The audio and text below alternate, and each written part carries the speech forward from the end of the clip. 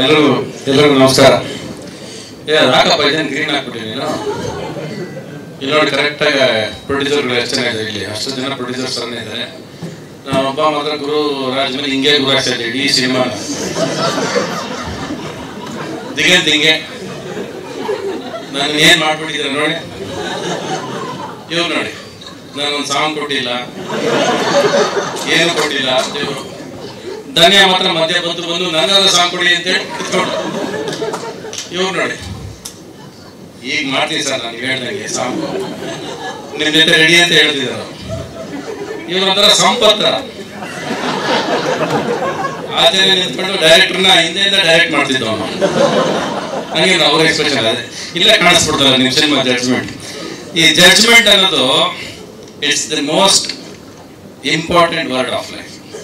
ತುಂಬ ಇಂಪಾರ್ಟೆಂಟ್. ಬೇರೆ ಎನಿಥಿಂಗ್ ನಾವೇನು ಜಡ್ಜ್ಮೆಂಟ್ ತಗೋತೀವಿ, ಯಾವುದೇ ವಿಷಯ ಆದರೂ ಸರಿ, ಯಾವುದೇ ಸಿನಿಮಾ ಆದರೂ ಸರಿ, ಲೈಫಲ್ಲಿ ಆಗಿರ್ಬೋದು, ಲವಲ್ಲಿ ಆಗಿರ್ಬೋದು, ಎಂಥ ವಿಷಯ ಆದರೂ ಆ ಜಡ್ಜ್ಮೆಂಟ್ ಅನ್ನೋ ಪದ ಮೇಲೆ ಕಂಪ್ಲೀಟ್ ನಿಂತ್ಕೊಳ್ಳೋದು, ಇಡೀ ಜೀವನ ನಿಂತ್ಕೊಳ್ಳೋದು ದ ಜಡ್ಜ್ಮೆಂಟ್ ಯು ಟೇಕ್ ಅಂತ. So how did this judgement start? ಇದೆಲ್ಲ ಸ್ಟಾರ್ಟ್ ಆಗಿದ್ದು ಶಿವಗೌಡದಿಂದ. ಅವನೇ ಕರ್ಕೊಂಡ್ಬಂದಿದ್ದು. ನಾನು ಯಾವಾಗ ಹೇಳ್ತೀನಲ್ಲ, ನನಗೆ ಶಿವ ಹೆಂಗೋ ಒಂದು ರೂಪದಲ್ಲಿ ಯಾರನ್ನೋ ಕರ್ಕೊಂಡ್ಬರ್ತಾರೆ ಅಂತ, ಹಂಗೆ ಗುರುರಾಜ್ ಅವರು ಶಿವಗೌಡ ಕರ್ಕೊಂಡ್ಬಂದಿದ್ದು. That is where destiny starts ಅಂತ. ಇವ್ರು ಬಂದು ಶುರು ಮಾಡಿದ್ದು ಗಿಲ್ಟ್ ಅಂತ ಒಂದು ಸಿನಿಮಾ ಮಾಡಬೇಕು ಅಂತ. ಒಂದು ಗಿಲ್ಟ್ ಅಂತ ಆ ಥರ ಸಿನಿಮಾ ಶುರು ಆಗಿದ್ದು. ಗಿಲ್ಟ್ ಅಂತ ಟೈಟ್ಲು ಇಟ್ವಿ. ಆಮೇಲೆ ಹೋದ್ರು ಜಡ್ಜ್ಮೆಂಟ್ ಅಂತ ಟೈಟ್ಲ್ ಇಟ್ಕೊಂಡ್ಬಂದ್ರು. ಅಂದರೆ ನಾನು ಕೊಟ್ಟು ಟೈಟ್ಲ್ ಬೇಡ ಅಂತ ಅವ್ರಿಗೆ. ಅವ್ರ ತಲೆಯಲ್ಲಿ ನಾನು ಅನ್ಕೊಂಡಂಗೆ ಸಿನಿಮಾ ಆಗಬೇಕು, ನಾನೇ ಗುರು ಇಲ್ಲಿ, ನಾನೇ ರಾಜ ಇಲ್ಲಿ, ಇವ್ನು ಯಾವ ರವಿಚಂದ್ರನ್ ಅಂದು ಅವ್ರ ತಲೆಯಲ್ಲಿ. ಸೊ ಅಲ್ಲಿಂದ ಶುರು ಆಗಿದ್ದು ಜಡ್ಜ್ಮೆಂಟು. ಕರೆಕ್ಟಾ?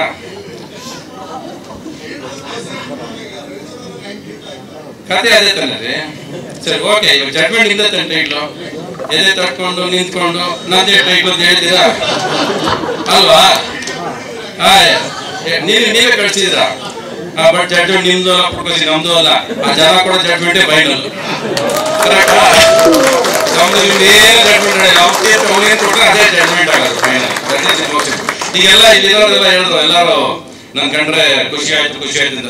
ನಾನು ನಿಮ್ ಜೊತೆ ಆಕ್ಟ್ ಮಾಡೋಕೆ ಅಷ್ಟೇ ಖುಷಿ ರೀ. ನಿಮ್ಮ ಜೊತೆ ನಿಮ್ಮನ್ನೆಲ್ಲ ಸಿನಿಮಾದಲ್ಲಿ ಈ ತರ ಬಂದಾಗೆಲ್ಲ ನಮಗೂ ಖುಷಿ. ನಾವೆಲ್ಲ ಭೇಟಿ ಮಾಡಿರಲ್ಲ ನಾವು.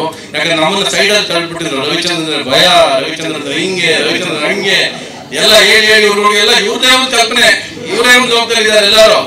ನಾನ್ ಸಿನಿಮಾದಲ್ಲಿ ಮೊದಲನೇ ದಿವಸದಿಂದ ಇವತ್ತವರೆಗೂ ಆ ಸಿನಿಮಾ ಕ್ಯಾಮ್ರಾ ಬಂದು ನಿಂತ್ರೆ ಅದರಷ್ಟು ಪ್ರೀತಿಸೋದು ಯಾವುದೂ ಪ್ರೀತಿಸೋದಿಲ್ಲ ನಾನು. ಅಲ್ಲಿ ಯಾರು ಬಂದ್ರು ಹಂಗೆ ಇರ್ತೀನಿ ನಾನು. ಏನ್ ಲೀಲಾಜಾವಾಗಿದೆ ಅಂದ್ರೆ ಅವ್ರು ಕೊಡ್ತಿದ್ದ ಡೈಲಾಗ್ಗಳು ಹಂಗಿತ್ತು. ನಾನ್ ಬದಲಾಯಿಸಂಗಿರ್ಲಿಲ್ಲ, ಬದಲಾಯಿಸಕ್ ಬಿಡೋದಿಲ್ಲ.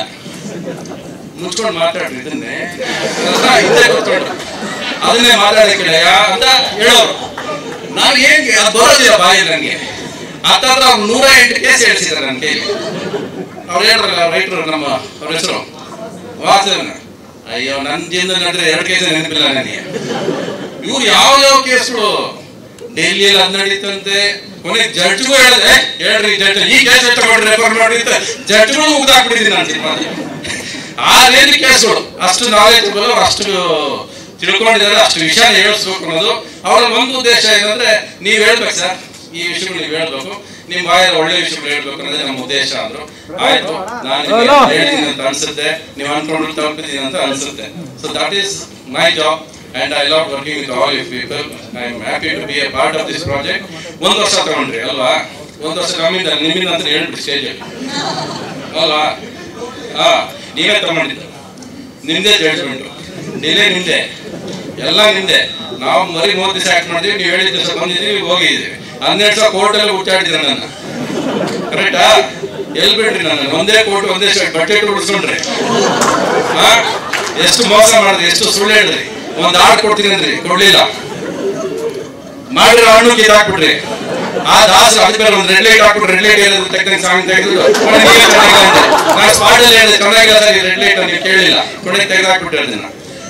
ಈ ಸಿನಿಮಾ ಕತೆ ಸಿಂಪಲ್ ಇದು ನೋಡಿ. ಅವ್ನು ನೋಡಿ ಎಷ್ಟು ಅಪ್ಪಾವಿ ತರ ಕೂತಾನೆ, ಅಲ್ವೇ ಅಲ್ಲ ಅಂತ ಅನ್ಸುತ್ತಲ್ಲ ನಮ್ಗೆ. ಅದೇ ಕತೆ. ಅವ್ರು ನೋಡ್ ತಕ್ಷಣ ಒಳ್ಳೆಯ ಅನ್ಸೋದೇ ಜೀವನದಲ್ಲಿ ಯಾವತ್ತು. ಏನು ಮಗ ಸರಿ ಇಲ್ವಲ್ಲ, ಇವನು ಏನೋ ಸರಿ ಇಲ್ಲ ಮೇಲೆ ಅಂತ ಅನ್ಸ್ತಾನೆ. ಅದನ್ನೇ ತಗೊಂಡು ಸಿನಿಮಾದಲ್ಲಿ ನಾನು ಅವನ್ನ ತಗೊಂಡು ಒಳಗ ಆಮೇಲೆ ಗೊತ್ತಾಗುತ್ತೆ ಪಾಪ ಒಳ್ಳೆಯವನು ಅಂತ. ಆಮೇಲೆ ಬಿಡ್ಸಕ್ ಗೊತ್ತಾಡ್ತೀನಿ ಸಿನಿಮಾ. ಕರೆಕ್ಟಾ? ಹೇಳ್ಬೋದ ಕತೆ? ಸಾಕು, ಜಾಸ್ತಿ ಬೇಡ. ನೀವೇ ಎಷ್ಟು ಹೇಳಿದ್ರಿ ನೀವು ಸಿನಿಮಾದಲ್ಲಿ? ಎಲ್ಲಾ ಕಡೆ ನೀವೇ ಕಾಲ ಮೇಲೆ ಕಾಲ ಕೊಂಡ್ಕೊತಿದ್ರೆ, ಬಿಟ್ಟಿದ್ರೆ ನನ್ನ ಪಾತ್ರ ನೀವೇ ಮಾಡ್ತಿದ್ರಿ ಅಲ್ವಾ? ಆ ಮಧ್ಯದಲ್ಲಿ ಬೇರೆ ಏನೋ ಬಂದು ಏನ್ ಮಾಡಿ ನೀ ಅಂದ್ರೆ ಟಿವಿ ಪೂರ್ತಿ ಆಂಕರ್ಸ್ ಕೆಲಸನೇ ಇಲ್ವಲ್ರಿ, ಎಲ್ಲ ನೀವೇ ಮಾಡ್ತೀರಾ ಅಲ್ವಾ? ಬನ್ನಿ, come sit here, start your interview. Chair ಕೊಡ್ರ, ಮೈ ಕೊಡ್ರ ಫಸ್ಟ್. ನೀವು ಬೇಕಾಗಿ ಇಲ್ಲಿ ಇಟ್ಕೊಂಡ್ರೆ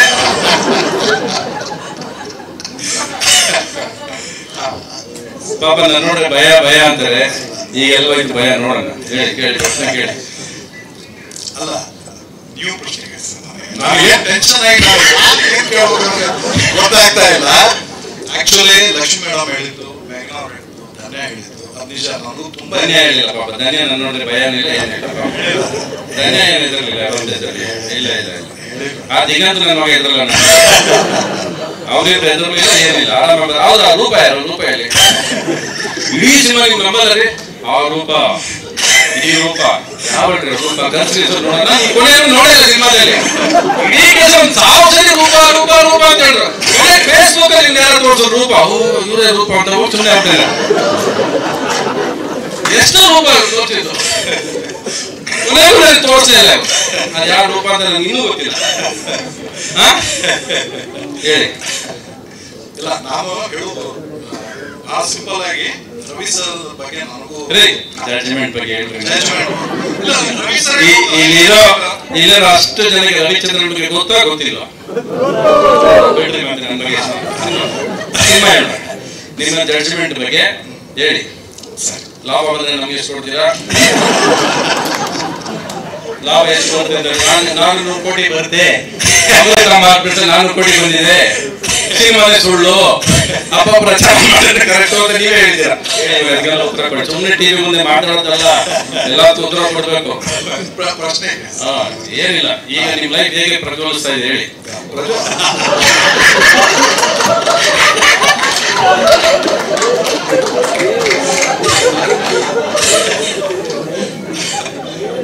ಇದೇ ತರಾನೇ ಇರ್ತಿತ್ತು ಶೂಟಿಂಗ್, ಇದೇ ತರಾನೇ ಇರ್ತಿತ್ತು ಶೂಟಿಂಗ್, ಹೀಗೆ ಇರ್ತಿತ್ತು.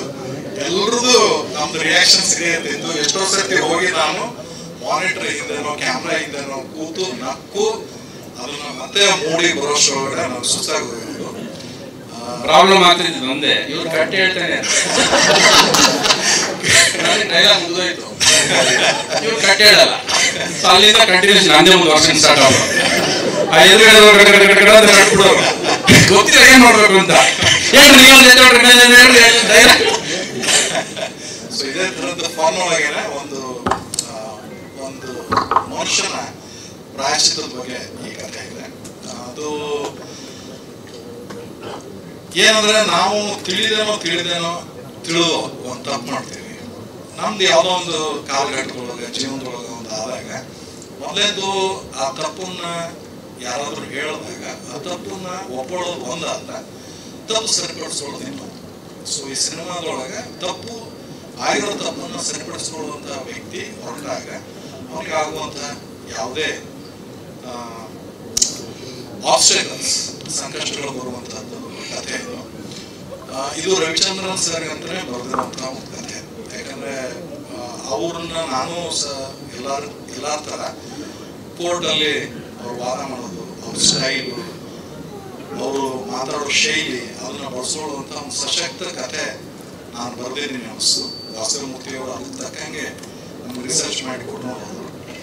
ಜಡ್ಜ್ಮೆಂಟ್ ನನ್ನ ಪ್ರಕಾರ ನಾನು I can confidently say that we have an excellent cinema on hand.